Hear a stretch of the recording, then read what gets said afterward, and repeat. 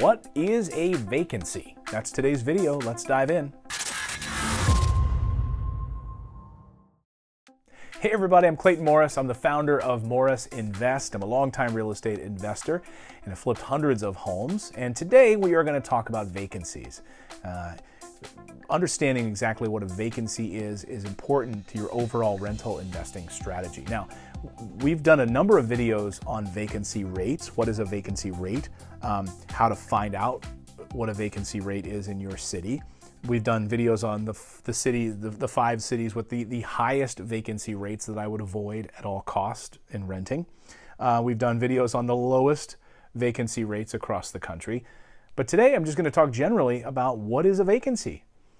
Well, a vacancy simply is that property where a tenant has moved out and now there's no one living there. It's that simple. But there are a couple of different layers to what all that exactly means. And how did we get there? Well, very often a tenant will, if they're a good tenant, will often let the property management team know that, hey, we're moving out at the end of the month.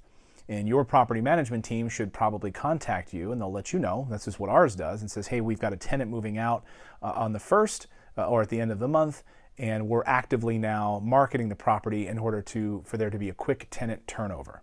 So during a vacancy, you're going to have a few weeks. Typically for us, it's usually about 2 to 3 weeks that we'd have a vacancy in our property if a tenant moves out, and our team will get in there, we'll do paint, carpet, carpet cleaning, drywall touch-up, etc. Or if we had slated that we were going to replace certain mechanicals, at a certain time, maybe this is the time that we would quickly get in there and do it, replace the water heater, update the furnace, something like that. So that's an opportunity for your team to get in there and just sort of assess the property real quick. And it shouldn't take very long at all. And we use the same materials on all of our tenant turnover. So we have the same paint, we have the same carpet. We're not flying by the seat of our pants here. We're going to get out really quickly in order to get it rented and ready for the next tenant to move in. So a vacancy can happen for a number of reasons, of course. A tenant might decide to move. A tenant might be transferred because of the military. A tenant might lose their job. And that typically happens more in A neighborhoods where you have tenants that have sort of higher paying jobs. They might be renting for $2,500, $3,000 a month, and they're going to downsize. They don't need that 5-bedroom house that they've been renting anymore. They're going to downsize. So tenants in my properties, we usually typically buy in blue-collar neighborhoods. We don't see tenants losing their jobs because those are the types of jobs that even in a down economy, they don't tend to lose their jobs at all. In fact, those are the jobs that end up being the safest and most stable. Those are the people that are the long-haul truckers. They're the people that work in the service industry. These are the people that are nurses. These are the people that are postal employees. And they don't lose their jobs during a down economy. And at least that's been the case during the last recession. I did not see one dip in my rental income during the last recession, and neither did a lot of other investors that I know that purchase properties in blue-collar C and B neighborhoods. So a vacancy is just simply that. A tenant moves out. They're going to have to transfer the name of their utilities out of their name and probably back to the property management team temporarily. Those things will be taken care of. And then once the new tenant goes in, those utilities will be transferred into the name of the new tenant.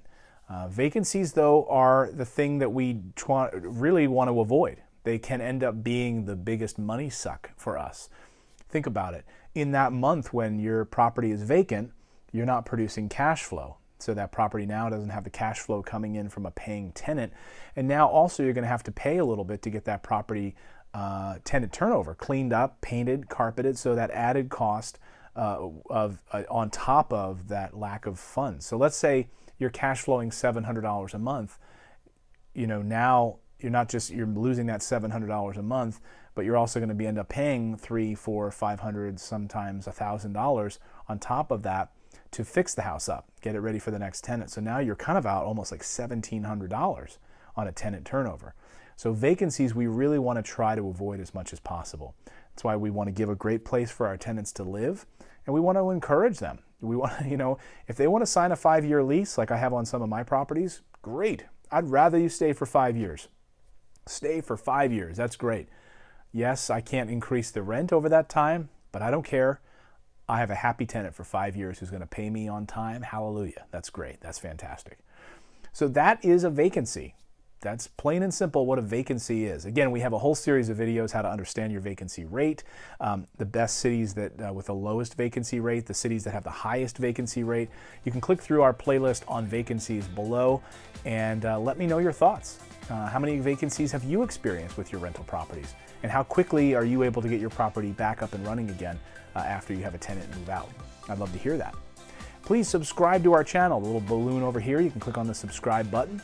And please check out all of the other videos that we have here on the channel because we publish videos multiple times a week in order to help you. In order to help you become a real estate investor, that is the main goal, to go out there, create passive income, take action, and become a real estate investor. We'll see you next time, everyone.